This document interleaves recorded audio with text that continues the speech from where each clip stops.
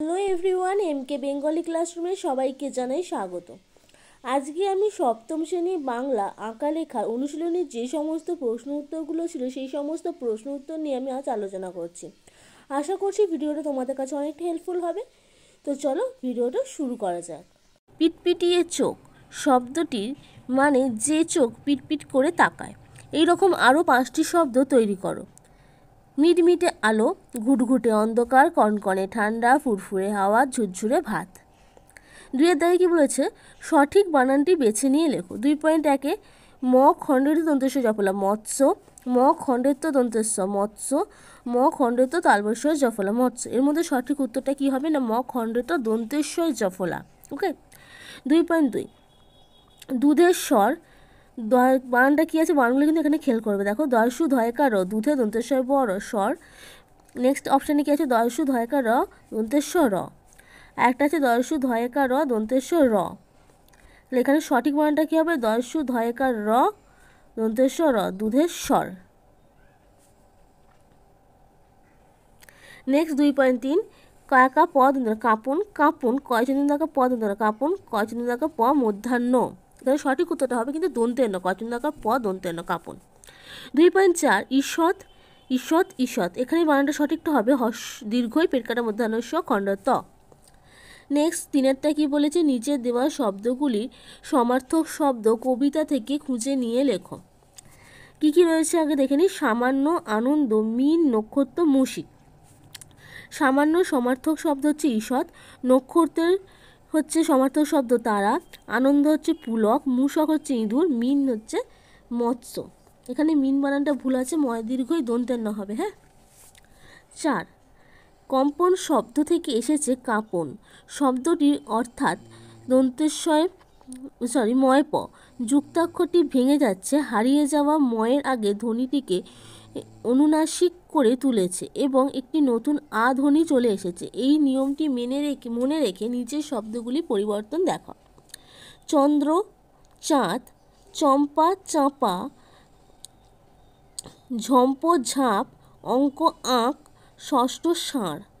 5-এর দাগে একসঙ্গে অনেক প্রজাপতি থাকলে আমরা বলি প্রজাপতির ঝাঁক। এমনভাবে আর কি কি শব্দ তৈরি করা যায়? শব্দঝুড়ি থেকে শব্দ নিয়ে নিচে শূন্যস্থানগুলি পূরণ করো। 5.1 ভেড়ার পাল, কই মাছের ঝাঁক, হস্তি জুথি, নৌকা বহর, সুপারি গাছের সারি, ছাত্রদের দল। নেক্সট 6-এর দাগে কী বলেছে? নিচের বিশেষ্যগুলি বিশেষণের রূপে লেখো। রং রঙিন, মাঠ মেঠো, চিত্র চিত্রিত, পুলক পুলকিত, লেখা লিখিত। 7-এর দাগে কী বলেছে? নিচে বিশেষণগুলির পরে বিশেষ্য বসিয়ে বাক্য রচনা করো। বিশেষ্যগুলো কি আছে? আর এখানে একটা কথা বলে রাখি, বিশেষণ যেগুলি রয়েছে সেগুলো তোমরা নিজেদের ইচ্ছা মতো বসাতে পারো। আমার যেগুলো মনে হয়েছে এর সাথে এটা ম্যাচ খেতে পারে, আমি সেই মতো ম্যাচ করিয়ে বসেছি। তোমরা তোমাদের যেটা মনে হবে ম্যাচ যাবে তোমরা সেটা করতে পারো। যেমন ঈষৎ বর্ষণ, সেটি বাক্য রচনা করেছি। আজকে ঈষৎ বর্ষণ হওয়ার কথা আছে। 7.2 বেজায় রাগী, শ্যামবাবু বেজায় রাগী মানুষ। 7.3 পিটপিটে চোখ, ময়না পাখি পিটপিটে চোখে তাকায়। 7.4 পরম ধার্মিক, পরম ধার্মিক মাত্রেই স্নেহয়ে। নীল আকাশ, শরতের নীল আকাশ খুব সুন্দর। গোপন, এদিকে দিয়েছি আস্তানা, বিপ্লবীদের অনেক গোপন আস্তানা ছিল। 8-এ কী বলেছে? বিপরীতার্থক শব্দ লেখো। গোপন প্রকাশ, ঈষৎ অধিক, খুশি অখুশি, পুরু পাতলা, ঝগড়া মিলন। 9-এ কী বলেছে? নিম্নরেখ অংশগুলি কারক বিভক্তি নির্ণয় করো। 9.1-এ কী বলেছে? 3টি শালিক ঝগড়া করে। এখানটা কি? কর্মকারকের শূন্য বিভক্তি। 9.2 গর্ত থেকে ইঁদুর, সেটাও পিটপিটিয়ে চোখ দেখছে চেয়ে, অপাদান কারক থেকে অনুসর্গ। 9.3 প্রজাপতির ঝাঁক চাইছে তাদের রাখি তোমার আঁকায়, অধিকরণ কারকের উঞ্জ বিভক্তি। 9.8 এবার যেন তারার মেলা খুব গোপনে নাচছে কাছে। নেক্সট কি আছে? সেই তো আমার পদক পাওয়া, কর্মকারকের শূন্য বিভক্তি। 10 বাক্য বাড়াও। 10.1 আমি যখন আঁকি, কিভাবে? আমি যখন বসে বসে মনের আনন্দে সমুদ্রের ছবি আঁকি। 10.2 চাঁদের দুধের স্বর জমে যায় কোথায় কেমন, মাঠের বুকে চাঁদের দুধের পুরু স্বর জমে যায়। 10.3 পিটপিটে চোখ দিচ্ছে যে কে কোথা থেকে, ইঁদুর গর্ত থেকে পিটপিটে চোখ চেয়ে দেখছে। 10.4 ছড়া লেখা শুরু, কার কখন বাতাস কাঁপন দিতেই আমার ছড়া লেখা শুরু। অ লিখছে আ লিখছে কারা কোথায়, বকুল গাছের 10টি জোনাকি অ লিখছে আ লিখছে। 11 একটি বাক্যে উত্তর দাও। কবি কখন ছবি আঁকেন? দুপুরবেলায় নিজে খুশির খেয়ালে রং ছড়িয়ে ছবি আঁকেন। 11.2 কখন তার ছড়া লেখা শুরু হয়? মাঠের উপর যখন জ্যোৎস্নার রূপালী আলো দুধের স্বরের মতো জমে ওঠে এবং বাতাসে ঈষৎ কাঁপন লাগে তখন কবি ছড়া লেখা শুরু হয়।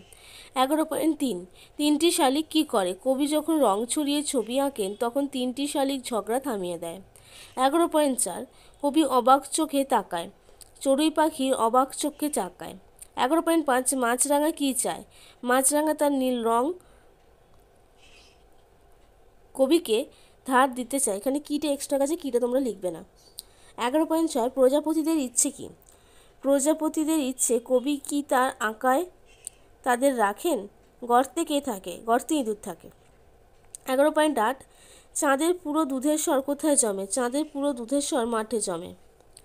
কারা কোথায় অ আ লিখছে? বকুল গাছের 10টি জোনাকি অ আ লিখছে। 11.10 কবি কোন বিষয়কে পদক পাওয়া মনে করেছেন?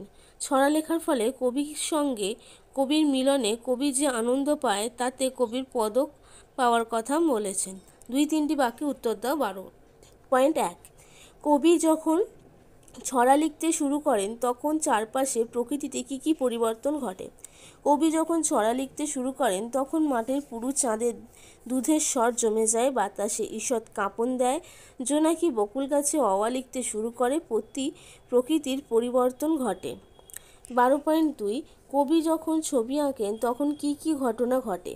কবি যখন ছবি আঁকেন যেন তিনটি শালিক ঝগড়া থামায়, চড়ুই পাখি অবাক হয়ে তাকিয়ে থাকে, মাছরাঙা তার নীল রং ধার দিতে চায়, এমনকি ইঁদুর গর্ত থেকে বেরিয়ে পিটপিট করে চায়। 12.3 তিনটি শালিক ঝগড়া থামায়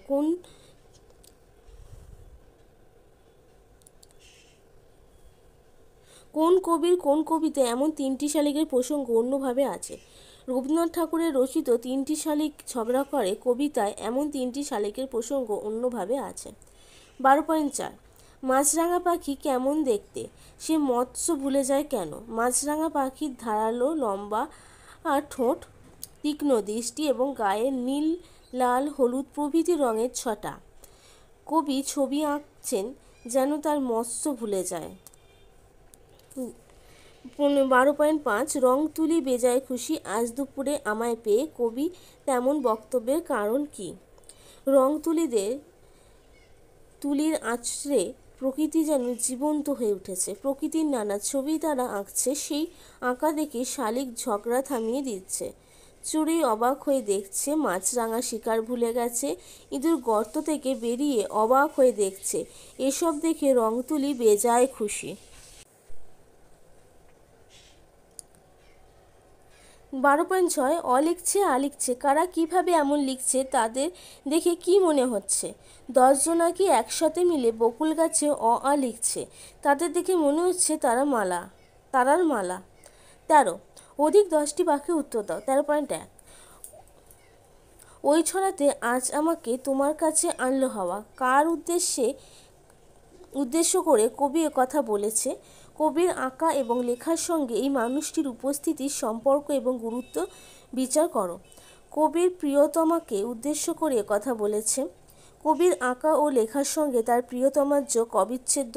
কবি কাব্য লেখার অনুপ্রেরণা তিনি কবির ছবি আঁকার উৎসাহ। কবি প্রকৃতির নানা অনুষঙ্গে যেন তার প্রিয়তমার মুখ দেখতে পান, এই প্রিয়তমে যেন তার কবিতায় ফুটে ওঠে। এইভাবে কবির আঁকা লেখার সঙ্গে এই মানুষটির সম্পর্ক যা যথার্থ তাৎপর্যপূর্ণ। 13.2 কবিতায় যে যে উপমা ও তুলনা ব্যবহৃত হয়েছে সেইগুলোর ব্যবহার সমার্থক বুঝিয়ে দাও। কবিতাটিতে দেখা যায় 3টি শালিক ঝগড়া থামায়, চড়ুই পাখি অবাক হয়ে তাকিয়ে থাকে, শিকার ভুলে গিয়ে মাছরাঙা তার নীল রং ধার দিতে চায়, আবার প্রজাপতি মনে মনে চায় তাকে যেন আঁকা হোক, ইঁদুর গর্ত থেকে বেরিয়ে পিটপিট চোখে তাকিয়ে থাকে, মাঠে চাঁদের দুধে পুরুষ স্বর জমে যায় প্রভৃতি উপমা এবং তুলনা কবিতাটিতে সমৃদ্ধ করেছে। তাই নিঃসন্দেহে বলা যেতেই পারে উপমা এবং তুলনা ব্যবহার যথার্থ সার্থক। আর নেক্সট যেটা রয়েছে 13.3 এবং 13.4 তোমরা প্রশ্নটা বইতে দেখবে, এগুলো তোমাদের নিজেদেরকে করতে বলেছে, সেই জন্য আমি আর এইগুলোর অ্যান্সার করিয়ে দিলাম না, তোমরা নিজেরা করে আমাকে অবশ্যই কমেন্ট বক্সে দিতে পারো, সেখান থেকে আমি তোমাদের বলে দেবো। তো ভিডিওটা আজকে আমি এখানেই শেষ করলাম, দেখা হবে তোমার সাথে আরও একটি নতুন কোনো ভিডিও নিয়ে। যতদিন তোমরা ভালো থেকো সুস্থ থেকো, তো চলো টাটা।